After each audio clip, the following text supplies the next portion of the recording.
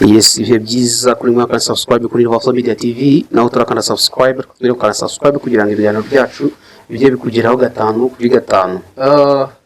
Ntabwo twari duherutse gukorera cyane muri studio ariko uyu munsi turagarutse hano muri studio nkuko mubibona turi kumwe n'umwana mutoya akaba ari umwana ufite impano idasanzwe, akaba ari impano mu kanya tuje kuza twabereka njye ni Success P kuri English Media TV Rwanda nushaka kufite Papagiana ngo ayikaze nagushimira wowe wakaze subscribe nawe twayikanda, reka tukubwire ngo yikande kugira ngo tujye dukomeza kubana mu mpano nyinshi zitandukanye. Yes, kuri TikTok n'ubundi ni universal ya kuri TikTok urebe ibiganiro byacu genda dushyiraho no n'imbyino zitandukanye n'indirimbo, hanyuma na following sibyo.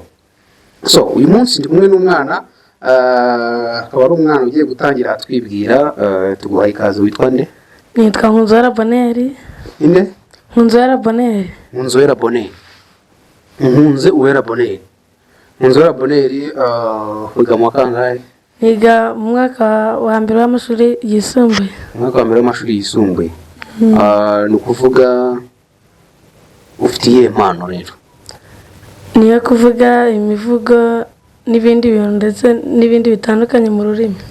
Uretse kuvuga imivugo, ikindi kintu uzi kuvuga ni iki? Naririmba. No kurimba wabishobora. Okay, ufite umuvugo uyu munsi, umuvugo uri mu cyongereza. Yego ndawufite. Yego. Uwo muvugo wawufashe mu mutwe urawuzi neza cyane. Umuvugo wita ngo iki? The Quiet Flame of Love. The Quiet Flame of Love. Yes. Ushatse kuvuga iki?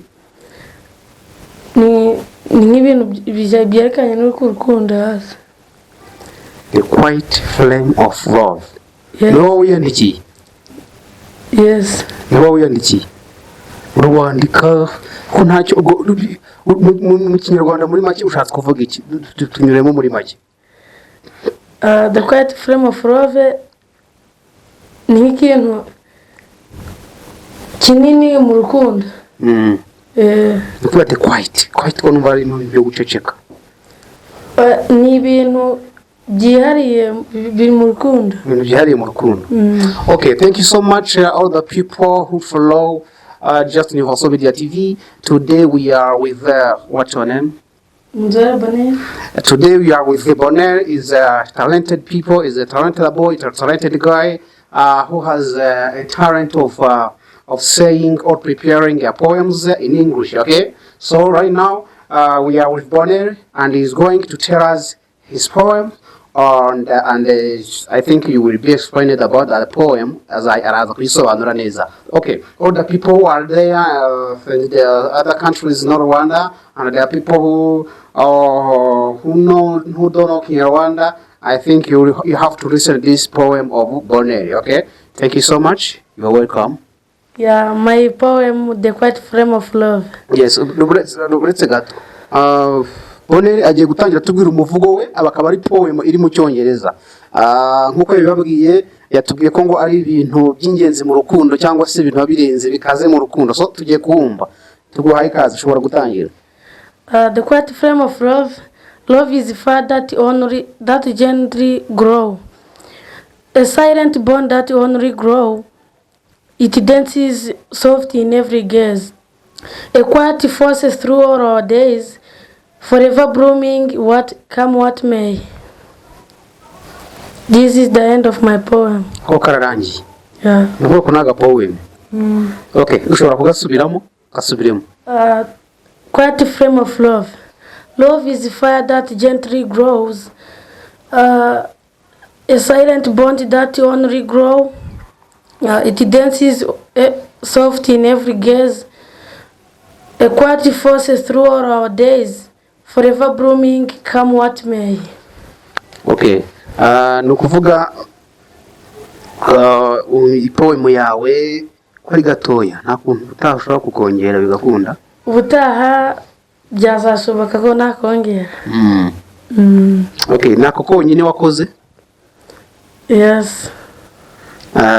Reka tukubwire ngo rero komerezaho hanyuma ugende iyi poem yawe uyigire nini ibe expand sibyo buriya ibaye ari nini niko kabaye gatoya buriya hari ukuntu gashobora kurangira umuntu atabashije kumva n'ubusobanuro bwa poem yawe so ariko ntekereza ko iyo ibintu bikiri gutangira ntago bishobora kugenda neza cyane ariko right now ntekereza ko uraza kugenda ukongera ukabikora neza right so the next will be ufite n'akandi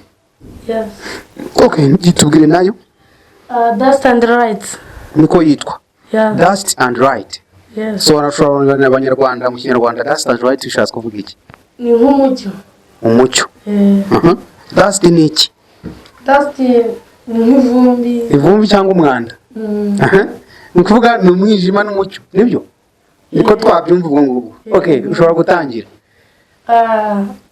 a poem dust and rights. I flow the trails of right where the silence grows between stones and the sands and winds curves into the arms of tree. My name fades with the evening sun, but my shadow runs to speak in the language of dust. Yes. Dust and right. I flow the trails of right where the silence grows between the stones and the winds curves relays into the arms of tree. My name fades with the evening sun, but my shadow runs to speak in the language of dust. No kuvuga indani muri poem yawe yindi ya kabiri ni iki birimo bishatse kuvuga iki ni nk'ikintu ibintu bakoreshaga vuga rilebiz ni nk'ikintu like rilebiz song ni indirimbo bakoresha basinziriza abana babaremberwa ubwo rero ni nk'ikintu gafasha umuntu kuba mu mucyo ndetse no mu mwijima byose akabicamo so udupomo twawe nubwo ari twiza tujya ari dutoya ariko ntekereza ko ubutaha uzadukora ukatwongera sibyo kandi ibi ni ibintu ushobora gukora ukabyaza umusaruro ku buryo bishobora no kuguha amafaranga right rero yende unoneho ukore utuntu dufite nk'uduparagrafe byibura nk'eshanu hamwe dutanu ku buryo ushobora kutuvugira icyarimwe right abantu barushaho gukomeza kubyumva bakanabikunda so rero yitwa Bonheur avuga imivugo mu cyongereza rwose ndaza kugira ngo mushyigikire nawe iyi mpano yakomeza yizamure so twagusezerera cyangwa ikindi kintu ushaka kongeraho ikintu cyakubwira abakurikiye Universal Media TV Rwanda ni ukuzagaruka kugira ngo umuvugo nabateguriye wundi uri expand or uri bigger than that bakagaruka bakareba bakana subscribe bakaguha na comment bakubwira nyine just ikintu ushobora guhindura byakongeramo inyunganizi yitwa Bonheur rero mwabyumvise reka Bonheur tumushimire tumureke akomeze gahunda ze sibyo thank you so much urakoze cyane twari muri studio za Universal Media TV Rwanda general success speaker Universal Media TV Rwanda reka tukubwire ngo komeza ugire ibihe byiza namwe mwese aho muri mwese